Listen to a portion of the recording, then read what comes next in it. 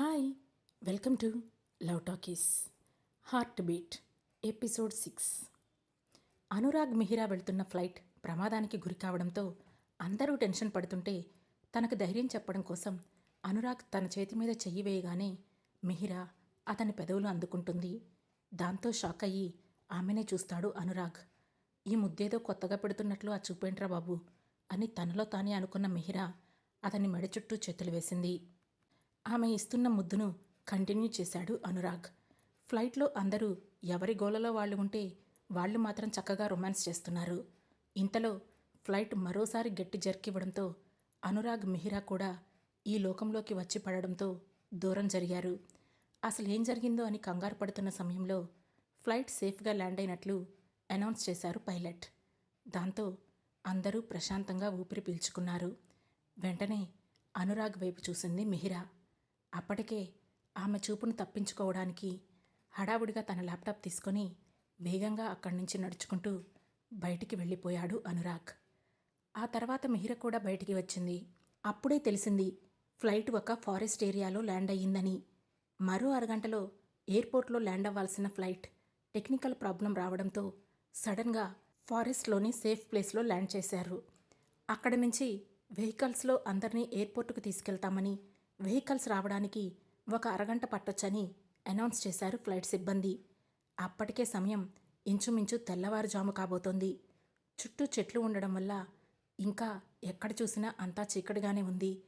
ఎక్కడో ఒకచోట సేఫ్గా దిగాం చాలరా బాబు అని అనుకున్న ప్యాసింజర్స్ అందరూ అప్పటి వరకు పడిన టెన్షన్ను తగ్గించుకొని ఆ ప్రకృతి వాతావరణంలో రిలాక్స్ అవుతున్నారు. వాళ్ళందరిలో ఉండడం ఇష్టం లేకనో లేదంటే ప్రకృతిలో మమేకం అవ్వాలనో కానీ అందరికీ దూరంగా అడుగులు వేస్తూ ముందుకు వెళ్ళిపోయింది మిహిరా. అక్కడే ఉన్న ఒక చెట్టుకు ఆనుకొని దూరంగా వెళుతున్న ఆమెనే చూస్తున్నాడు అనురాగ్. అప్పుడే అతని పక్కన వచ్చిన చేరిన సుబ్బు, ఏంటి బాస్, ఆ అమ్మాయిని అలా చూస్తున్నారు? పెళ్లి చేసుకుంటారా? నన్ను వెళ్ళి మాట్లాడమంటారా అని ఎటకారంగా అడిగాడు. ఆ మాటతో కోపంగా ఒక లుక్ ఇచ్చాడు అనురాగ్. దాంతో సుబ్బు తడబడుతూ, అదే బాస్, ఫ్లైట్ ఎక్కడ కూలిపోతుందో అని అందరు ప్యాసింజర్స్ భయంతో చస్తుంటే మీ ఇద్దరూ మాత్రం చక్కగా ముద్దు పెట్టుకుంటూ ప్రపంచాన్ని మర్చిపోయారు. ఆ లెక్కన అలా చచ్చిపోయినా పర్లేదని అనుకున్నట్లే కదా అర్థం. మరి అంత లవ్ ఉన్నప్పుడు మళ్ళీ పెళ్లి చేసుకోవచ్చు కదా అంటున్నాను అని అన్నాడు సుబ్బు. ఎక్స్ట్రాలు మాట్లాడకుండా పోయి పని చూసుకో అని అన్నాడు అనురాగ్. నావి ఎక్స్ట్రాలా? సరే సరే బాస్, చూస్తున్నా, అంతా చూస్తున్నా అంటూ అక్కడి నుంచి వెళ్ళిపోయాడు సుబ్బు. ఆ తరువాత అనురాగ్ మళ్ళీ మిహిర కోసం చూశాడు. అప్పటికే ఆమె కనిపించినంత దూరం వెళ్ళిపోయింది. మిహిర వెళుతున్న దారిలో జలజలమంటూ నీటి శబ్దం వినిపించడంతో తన అడుగులు అటుగా వేసింది. అలా 100 మీటర్లు నడిచేసరికి ఒక చిన్న జలపాతంలా ఎత్తునుంచి నీళ్లు ధారగా కింద పడుతున్నాయి.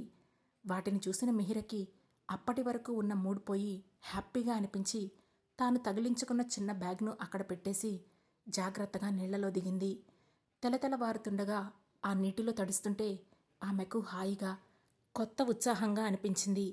దాంతో తెలియకుండానే ఆమె నోటి నుండి పాట బయటికి వచ్చింది.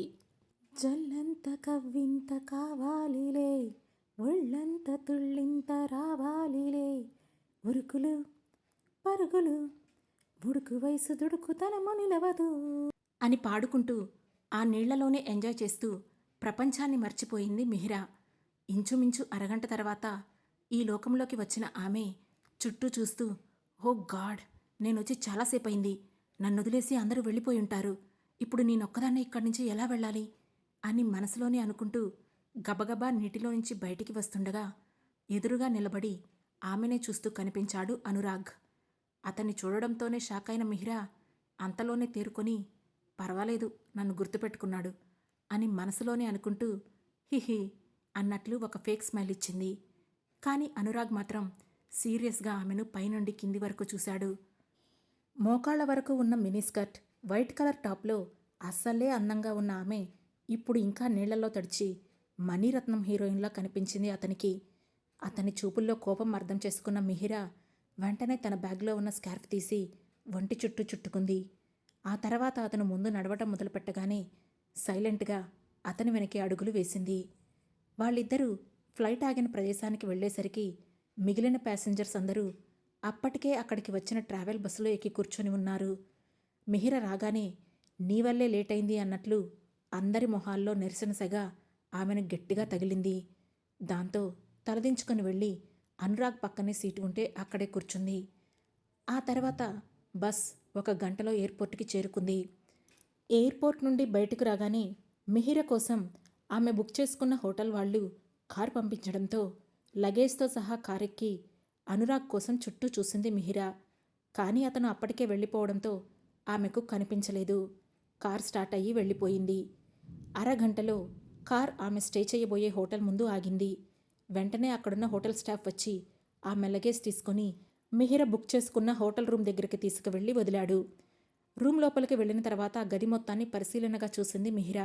రూమ్ అంతా చాలా హైక్లాస్గా ఉంది. మిర్రర్ ఉన్న బాల్కనీ డోర్ ఓపెన్ చేయగానే ఎదురుగా సముద్రం కూడా కనిపిస్తోంది. అది చూసి సంతోషపడిన మిహిర ఫ్రెష్ అయి వచ్చి బెడ్ మీద వాలింది. వెంటనే ఆమె మనసులో అనురాగ్ మెదిలాడు. ఈ రాగ్ ఎక్కడికి వెళ్ళుంటాడు? ఈ హోటల్ అయి ఉండకపోవచ్చు. ఇంకా ఈ చుట్టుపక్కల చాలా రిచ్ హోటల్స్ కనిపించాయి. వాటిలో ఎక్కడో ఉండుంటాడు కాబోలు. అయినా అతనికి నాకు డివోర్స్ అయ్యాయి కదా. ఇంకా అతని గురించి నేనెందుకు ఆలోచిస్తున్నాను? ఇప్పుడు నేను సింగిల్. నా లైఫ్ నేను లీడ్ చేయాలి. హ్యాపీగా నా లైఫ్ని ఎంజాయ్ చేయాలి. అంతేకాని నన్ను వద్దనుకుంటున్న మనిషి గురించి పదే పదే ఆలోచించకూడదు అని తన మనసుకి గట్టిగా చెప్పుకుంది మిహిర. ఇంతలో రూమ్ బెల్ మోగడంతో లేచి వెళ్ళి డోర్ ఓపెన్ చేసింది మిహిర. ఆమె ఎదురుగా రూమ్ బాయ్ కాంప్లిమెంటరీ లంచ్తో పాటుగా ఆమెకు ఒక పార్సెల్ ఇస్తూ, మేడం, ఈరోజు నైట్ బీచ్లో మన హోటల్ తరపున క్యాంప్ ఫైర్ ఉంది. అండ్ డ్రింక్, డిన్నర్ కూడా అక్కడే సర్వ్ చేస్తారు. మీరు ఈ డ్రెస్ ఈవినింగ్ వేర్ చేయడానికి మా హోటల్ తరపున మీకు చిన్న గిఫ్ట్ అని చెప్పాడు. అవి తీసుకున్న మిహిర చిన్న స్మైల్తో థ్యాంక్స్, అండ్ ప్రోగ్రామ్ స్టార్ట్ అయ్యాక నాకు ఒకసారి ఇన్ఫామ్ చేయండి అని చెప్పి డోర్ క్లోజ్ చేసి లంచ్ ప్లేట్ పక్కన పెట్టి ముందు వాళ్ళిచ్చిన డ్రెస్సును ఓపెన్ చేసింది. అందులో బ్లూ కలర్ బీచ్ డ్రెస్ కనిపించింది. Wow, super! ఈ డ్రెస్ చాలా బాగుంది. ఇలాంటి డ్రెస్సెస్ పెళ్లికి ముందు వేసుకుని ఉంటే ఇంకా బాగుండేది అని అనుకుంది. కానీ అంతలోనే ఇప్పుడు నాకు మాత్రం ఏం తక్కువైంది? ఒక రకంగా ఇప్పుడు నేను కూడా సింగిలే కదా. సో నాకు నచ్చిన డ్రెస్ నేను కూడా వేసుకోవచ్చు. తప్పకుండా వేసుకుంటాను అని అనుకొని డ్రెస్ పక్కన పెట్టేసి లంచ్ తినేసింది మిహిర. ఇంతలో హాయ్ మిహిర, రూమ్ ఎలా ఉంది అంటూ సుబ్బు నుంచి మెసేజ్ రావడంతో దాన్ని ఓపెన్ చేసిన మిహిర, యా సుబ్బు, చాలా బాగుంది. ఇంతకీ మీరే హోటల్లో ఉన్నారు అని అడిగింది. మా సార్ రిక్వైర్మెంట్స్కి తగ్గట్లు వేరే రూమ్ తీసుకున్నాంలే మిహిర. ఆ సంగతి వదిలే కానీ నువ్వు మాత్రం ఇప్పటి నుంచి నీ లైఫ్లో వచ్చే ప్రతి మూమెంట్ను ఎంజాయ్ చేయి. ఆల్ ది బెస్ట్ అని చెప్పాడు సుబ్బు. ఈ మాట నువ్వు చెబుతున్నావా సుబ్బు?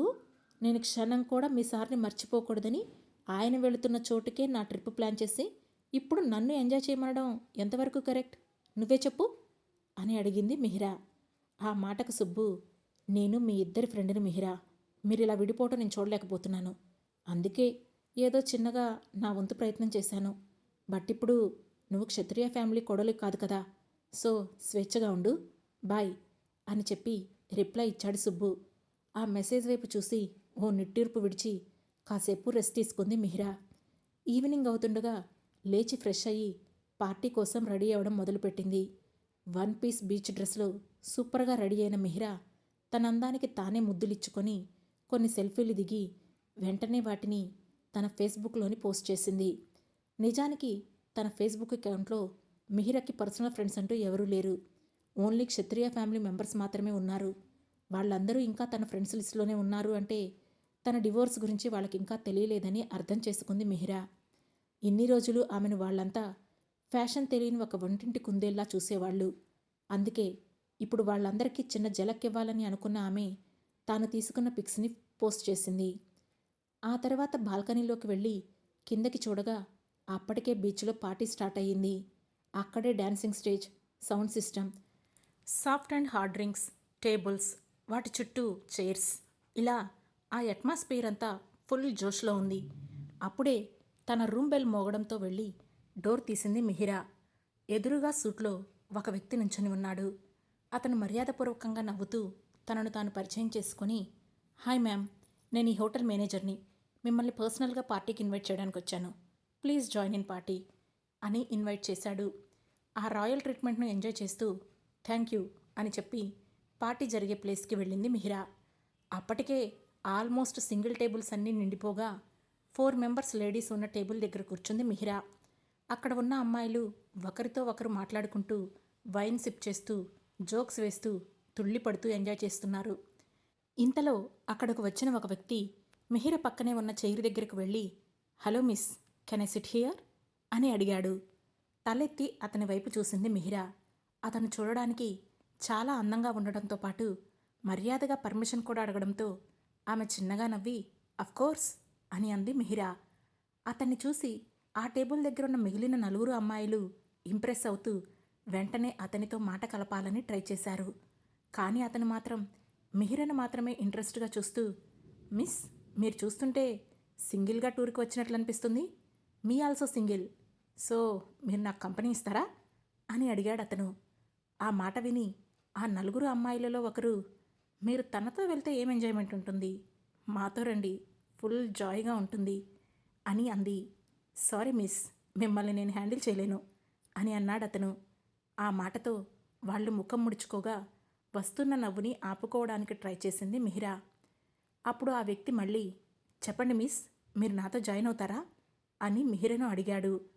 దాంతో మిహిరా వెంటనే నో అని చెప్పబోయేది కాస్త ఎదురుగా కనిపించిన దృశ్యాన్ని చూసి అప్రయత్నంగా ఎస్ అనేసింది. ఆ తర్వాత ఏం జరగబోతుంది? అనురాగ్కి దూరంగా ఉండాలని పారిపోయి వచ్చిన మిహిరా ఈ ట్రిప్లో ఎలాంటి పరిస్థితుల్ని ఎదుర్కోబోతుంది తెలుసుకోవాలంటే వెంటనే మన లవ్ టాకీస్ ఛానల్ను సబ్స్క్రైబ్ చేసుకొని హార్ట్ బీట్లోని నెక్స్ట్ ఎపిసోడ్ను వినండి. మా ఈ కథ మీకు నచ్చినట్లయితే లైక్ చేసి, షేర్ చేసి, కామెంట్ చేసి మమ్మల్ని సపోర్ట్ చేయండి. Thank you.